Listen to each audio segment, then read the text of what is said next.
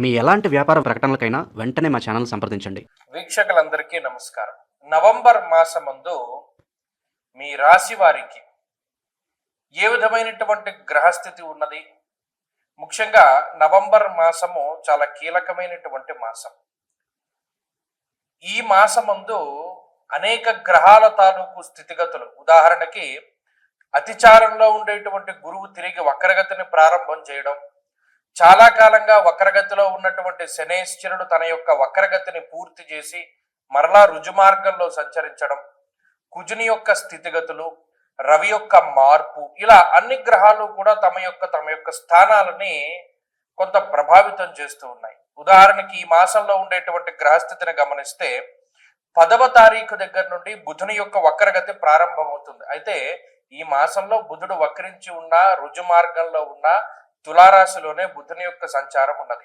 అలాగే రాహుకేతువులు కుంభ సింహరాశులు ఎందే ఉన్నారు, గురువు కర్కాటక రాశి ఎందే ఉన్నారు, శనేశ్వరుడు మీనరాశి ఎందే ఉన్నారు. కాకపోతే శనేశ్వరుడు ఈ మాసంలో 28వ తారీఖు వరకు వక్రగతిలో ఉండి మాసం చివరిలో మాత్రం వక్రత్యాగం చేస్తారు, అంటే వక్రగతిని వదిలిపెట్టేస్తారు.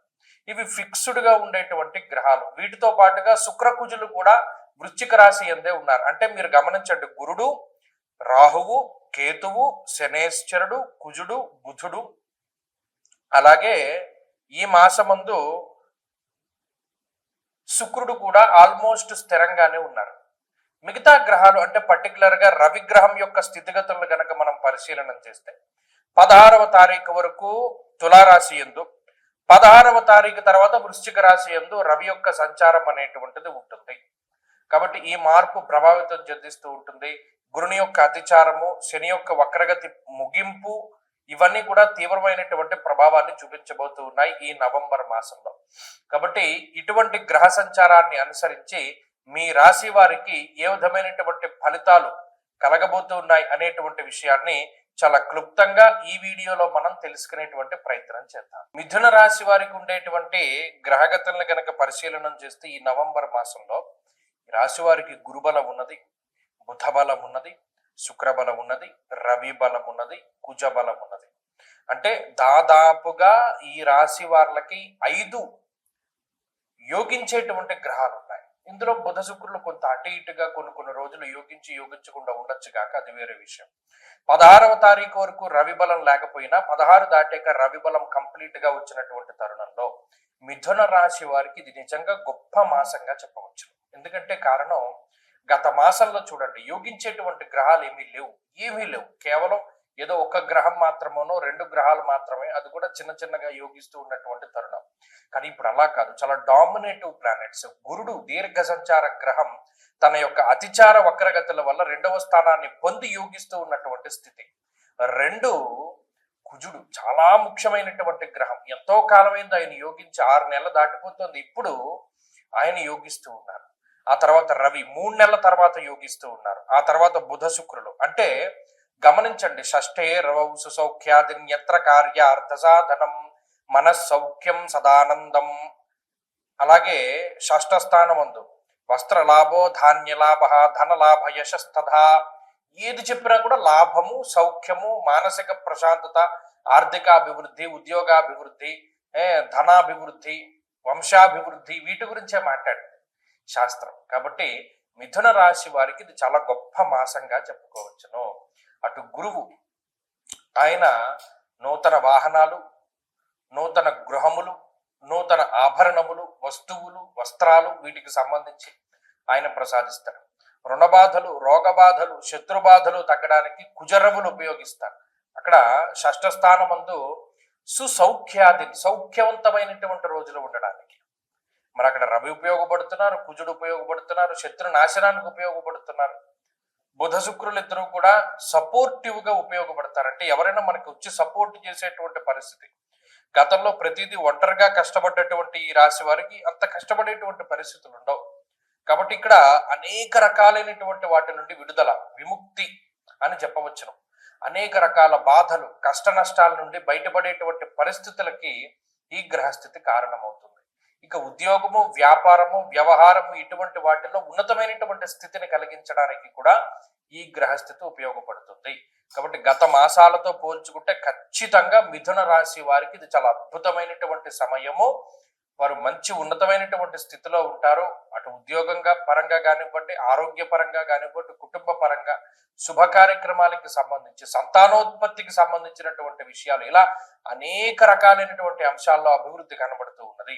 చాలా కాలంగా అవ్వనటువంటి మీ ప్రాపర్టీస్ అమ్ముడవుతూ ఉండడం, ఏదైనా లిటిగేషన్ లో ఉంటే అవన్నీ కూడా బయటపడుతూ ఉండడం, కోర్టు వ్యవహారాలు ఒక కొలిక్కి వస్తూ ఉండడం, ఇలా అనేక రకాలైనటువంటి అంశాలు ఈ రాశి వారికి అనుకూలంగా ఉంటాయి.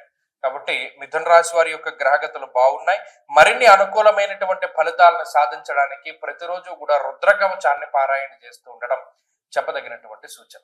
ఈ ఆశ్వీజ కార్తీకాల్లో ముహూర్తాలు ఉంటాయి. ప్రత్యేకించి నవంబర్ నెలలో ఉండేటువంటి పెళ్లి ముహూర్తాలు అంటే నిజంగా కార్తీక మాసంలో ఉండేటువంటి పెళ్లి ముహూర్తాలు అత్యంత బలమైనటువంటి పెళ్లి ముహూర్తాలు. దాంట్లో ఏమాత్రం సందేహం లేదు.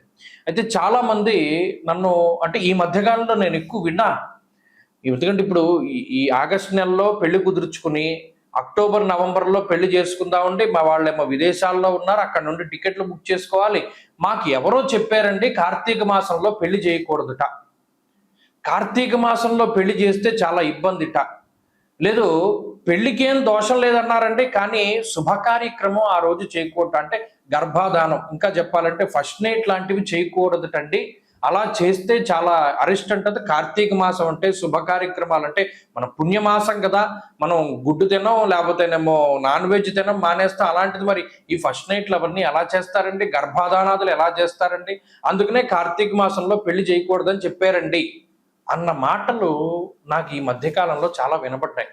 విస్మయానికి గురయ్యాను నేను. ఏమిటిది ఇంత వ్యతిరేకమైన ప్రచారం కనబడుతోంది. ఇంకొక ప్రచారం కూడా కనపడింది, అది ఇంకో వీడియో చేద్దాం అనుకున్నాను కానీ దానికి అంత అవసరం లేదు. ఏమంటే పెద్దవాళ్ళు పైన ఉండాలి, చిన్నవాళ్ళు కింద ఉండాలి అండి ఇంట్లోనూ.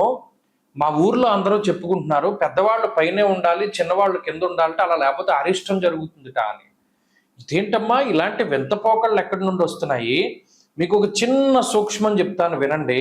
ఇప్పుడు పెద్దవాళ్ళ భుజాల మీదకి ఎక్కి పిల్లలు ఆడుకుంటారు, అవునా కదా అని అడిగాను. అవునండి, పెద్దవాళ్ళ భుజాల మీద ఎక్కి చిన్నపిల్లలు ఆడుకుంటారు. అంటే అప్పుడు పెద్దవాళ్ళు ఎక్కడున్నారు? కింద ఉన్నారు. పిల్లలు ఎక్కడున్నారు? పైన ఉన్నారు. అంటే పెద్దవాళ్ళు కింద ఉండాలి, చిన్నవాళ్ళు పైన ఉండాలి. అంటే గ్రౌండ్ ఫ్లోర్లో తండ్రి గారు, పై ఫ్లోర్లో అన్నగారు, పై ఫ్లోర్లో తమ్ముడు, ఆ పై ఫ్లోర్లో అందరికన్నా చిన్న తమ్ముడు, అలా ఉండొచ్చు. ఇంకొక రకంగా అసలు ఈ శాస్త్రం ఎందుకు పెట్టారండి అంటే పెద్దవాళ్ళు వయసులో పెద్దవాళ్ళు కాబట్టి మెట్లెక్కి అన్ని ఫ్లోర్లు పైకి ఎక్కలేరు కాబట్టి వారు కిందే ఉంటారు. వచ్చిన వాళ్ళ గురించి వాళ్ళు ఆరా తీస్తూ ఉంటారు. పెద్దవాళ్ళు కాబట్టి అన్ని విషయాలు తెలుస్తాయని వాళ్ళని కింద పెట్టారు. చిన్నవాళ్ళు పైకెక్కగలరు, శరీరం సహకరిస్తుంది కాబట్టి పైన ఉండాలి అన్నది కూడా వాస్తులో మర్మం. దీన్ని మార్చేసి పెద్దవాళ్ళు పైన ఉండాలి, చిన్నవాళ్ళు కింద ఉండాలని మొదలుపెట్టారు. ఇది నేను ఆశ్చర్యపోయినటువంటి విషయం. ఇంకొకటి, ఈ కార్తీక మాసంలో పెళ్లి చేయకూడదటండి, పెళ్లి చేసినా కూడా ఈ శుభకార్యం చేయకూడదటండి అని మొదలుపెట్టారు. ఎవడు ప్రచారం చేస్తున్నాడు ఇవన్నీను? తప్పు కదా. ఇప్పుడు ఒక విషయం చెప్తాను, గుర్తుపెట్టుకోండి. కార్తీక మాసము అన్నది నా కార్తీక సమో మాస, అసలు దాంతో సమానమైనటువంటి మాసం లేదు. దేనికి? దానం చేయడానికి. కన్యాదానంలో ఒక సంకల్పం చెప్తారు, దశా పూర్వేషాం దశా పరేషాం మద్వంశానాం మాతృవంశానాం పితృ నరకాత్ ఉత్తీర్య శాశ్వత స్వర్గలోక ప్రాప్త్యర్థం కన్యాదానం అహంకరిష్యే అని చెప్పి ఆ కన్యాదాత సంకల్పం చెప్తాడు.